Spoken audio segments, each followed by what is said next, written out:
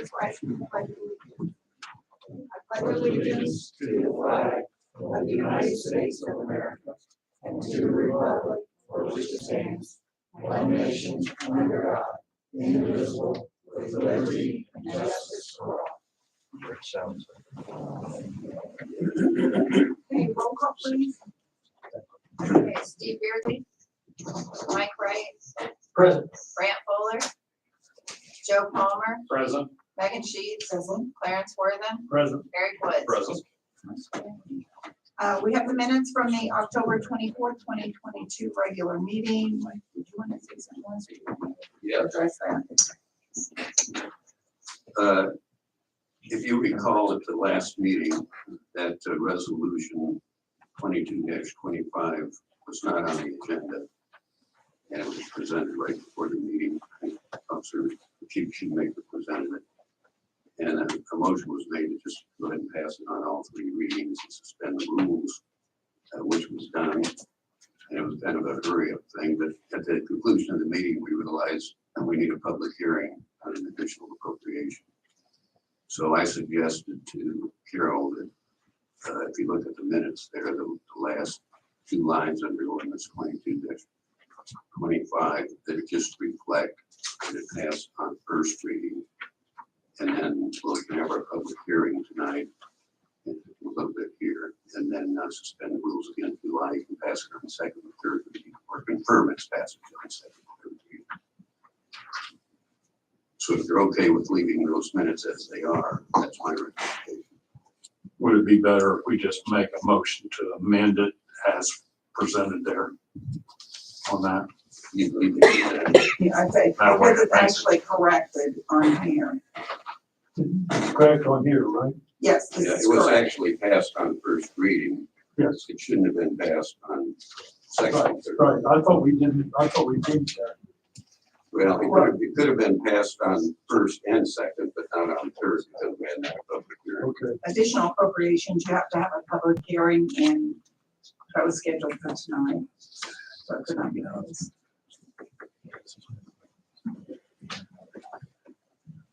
So however you want to handle that on the minutes.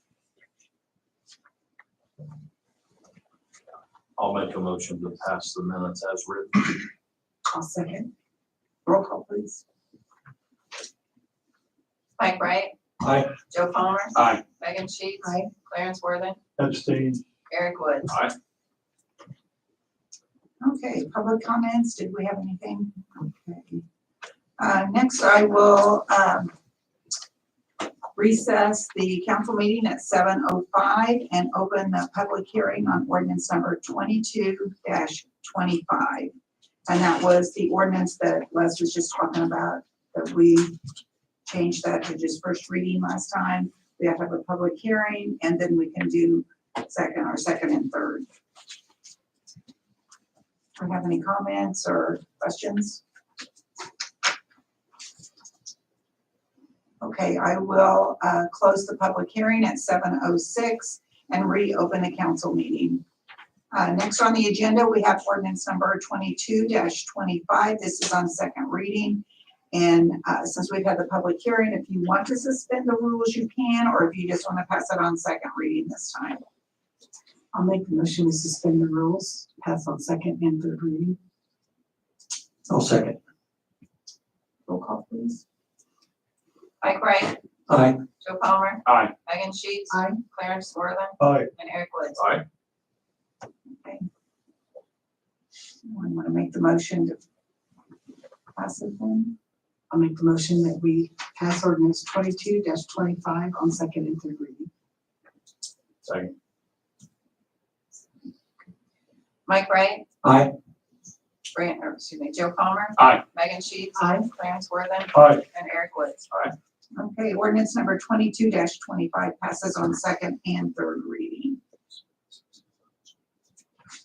Next, we have ordinance number 22-24, and that's an ordinance vacating portions of the streets in the plat of Calderwood Edition of the City of Frankfurt, and this is second reading.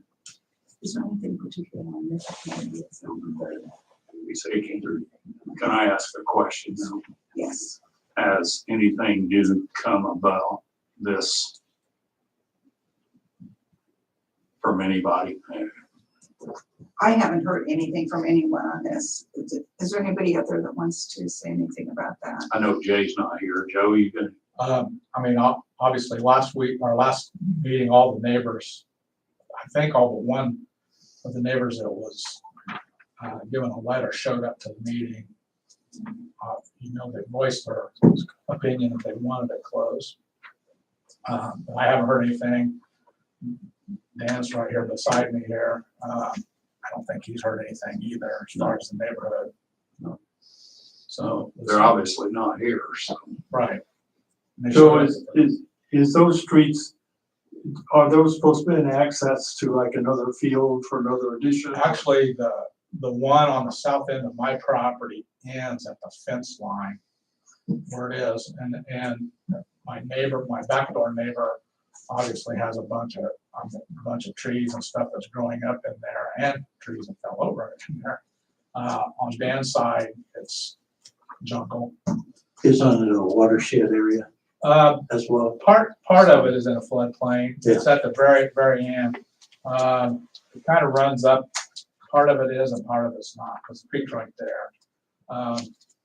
I know, one of the things I will correct, when Jay said I want to build a garage, I do want to build a garage, but I'm not planning on building a garage on that section as per se, but I'd have to come before the board for possible setbacks, because I'm right on the line anyway, where to build the kind of garage I want to do. So it's about 6 and 1/2 dozen other, and Dan and I talked and we got together and thought that this would be a thing that we want to do. Dan owns all the property on the south side of the creek that we're talking about. So, and then the only other part that's being vacated is Hillmat, which is John and Debbie Henshaw, and they also were one of the petitioners of the original. I think last time we discussed, Clarence, that there's really no chance of building any homes in that. That's what I was Well, wondering, no, if there's it was like access to like another addition or, no. okay. The only vacant lot is John and Debbie's, and they could access that lot from, So I just wanted to make sure there wasn't any objections. from Cambridge Drive. They could access from Cambridge Drive. If they needed to. Yeah. But I know that John never wanted anything to be developed down there anyway. That's why he came upon that property anyway, so. He wanted to preserve the woods back there too, so. With no objections, I'm gonna make a motion, we suspend the rules, pass this on second, third reading then. I'll second that. I'll beat you. Call please. Mike Bright, Aye. Joe Palmer. Aye. Megan Sheets. Aye. Clarence Worthing, Aye. Eric Woods.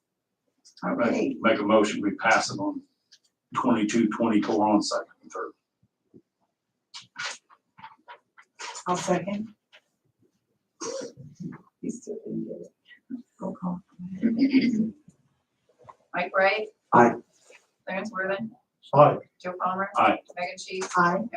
Eric Woods. All right, Okay, ordinance number 22-24 passes on second and third reading. Next, we have ordinance number 22-26, and this is on first reading. I'll move to read ordinance 22-26 by title only. second. But you do.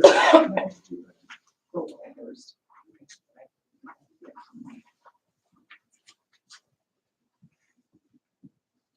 Eric, was that you that did that? Okay. And did somebody second I it? second it.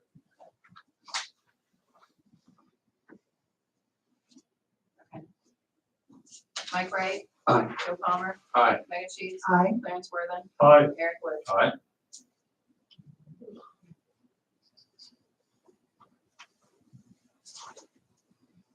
Ordinance number 22-26, an ordinance designating an economic development target area.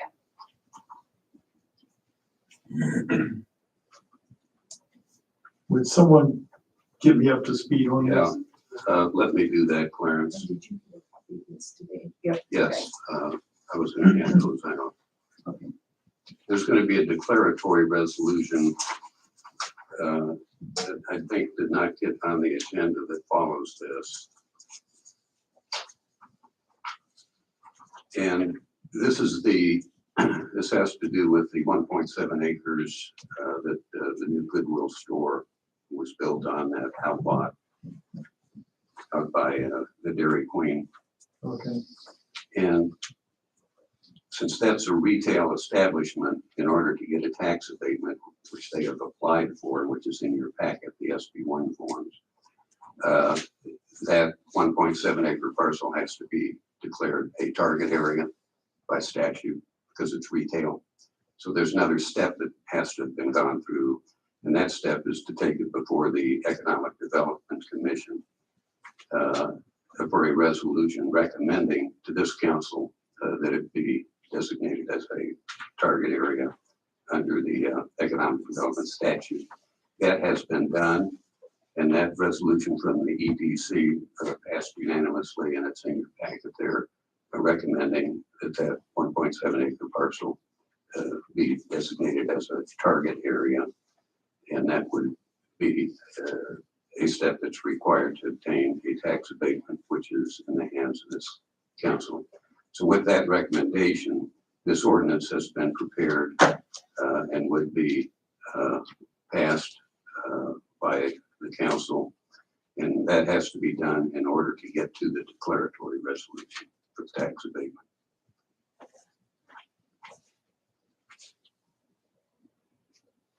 Okay, thank you. I would add to that under our normal procedures, the finance committee meets on these kind of requests. This is not a normal tax abatement. We wouldn't have abated it just because it's there, but they had some infrastructure issues that were found out kind of after their design phase, brought about some extra expense that wasn't anticipated. And I think the city has a little bit of hand in trying to clear that up. So this is just an offer to help share that added expense that got a larger water line onto the property that I believe is state fire code. So that's all we're looking to do, is just help in that regard. And that infrastructure expense is addressed in the SB1, the attachments to it, and also in the letter that I just received today to clarify that as well. If you could pass this, suspend the rules and pass it on all 3 readings, we can do that tonight, and we'll be in position then to address the declaratory resolution.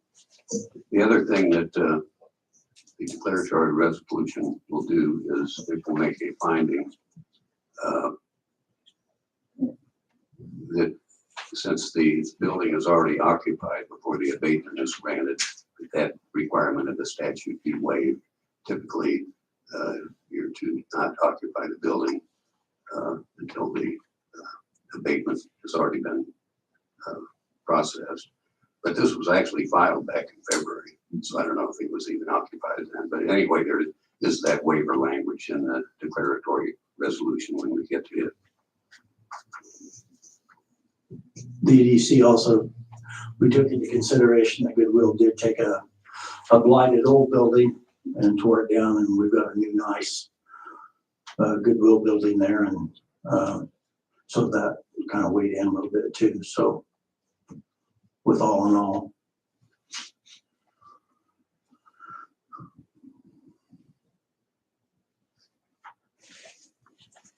So we have to pass it on all 3 years in order to correct everything. No, you don't have to, but it would be better to, I think, because just so we do it before the confirmatory resolution was probably okay. But I don't see a downside in holding up this particular parcel. I'll make a motion to suspend the rules past 22, 26 on all 3 readings.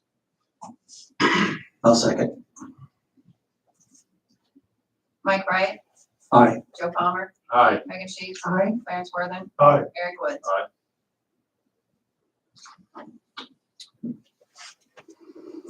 that gets us then to the declaratory resolution. That's just what's been. Yeah. Now we need it. Oh, I'm sorry. Need motion. I'm sorry. So we need a motion if you want to pass up first, second, third. I'll That was just- make a motion to pass it on first, second, third. And I'll second you. Yes. Okay. All right, Mike Wright. Aye. Joe Palmer. Aye. Megan Sheets. Aye. Clarence Worthing. Aye. Eric Woods. Okay, ordinance number 22-26 passes on first, second, and third reading. Did they get copies of resolution It was in the packet. 22-10? Yes. Okay. yes. It's not on the agenda, but since we passed that, if you're ready to act on that as well. Yeah, I'll just say that, working with Les, this schedule that you see on page 3 was our best estimate using the tax information we have on hand, what it would take to, kind of split that cost with them. So 100% for 4 years based on just, real property abatement. So it could go a couple dollars one way or the other, but I guess the beauty of it is we'll have a CF1 every year, but if there's an issue, we can modify it at that point. I think you decided to just go with that 4-year, 100%. Yes, So that we it's, can get it. that's a little bit more than 50% of their costs as they state for the water line, so. And then if this resolution is adopted tonight, we will then advertise for a public hearing. And that'll be held before the confirmatory resolution, which I think will end up being December 12th. And we do have to send, besides publishing a notice of public hearing in the paper, we do have to send a copy of the SB1 and the declaratory resolution to each of the taxing units that are affected. And that'll be done in the same time frame. Does this have to go through 3 readings, Les, or can it be suspended as well? It's just a resolution. so we That's only need right. one. Gotcha.